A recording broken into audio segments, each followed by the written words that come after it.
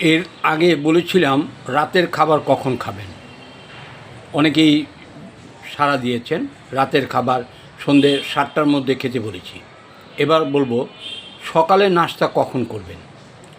আপনি রাতের খাবার যদি 7টায় খান, 8, 9, 10, 11, 12, 1, 2, 3, 4, 5, 6, 7, 8, 9, 10, 11, 16 ঘন্টা। এই 16 ঘন্টা যাদের পেটে চবড়ি, তারা এই 16 ঘন্টা পরে নাস্তা করবেন। তার মানে সকাল 11টায়। সকালে অবশ্য পানি খাবেন, লেবু পানি খেতে পারেন, সমস্যা নেই।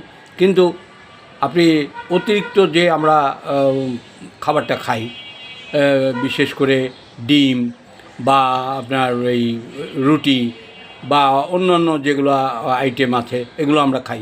এগুলো আমরা খাবো কখন? সকাল 11টার পরে। এই 16 ঘন্টায় কি আপনার উপকারটা হবে যদি 16 ঘন্টা আপনি না খেয়ে থাকেন? 16 ঘন্টায় আপনার ভিতরে যে ময়লা আবর্জনার স্তূপ তৈরি হয়ে আছে, এগুলো আস্তে আস্তে ভ্যানিশ হবে।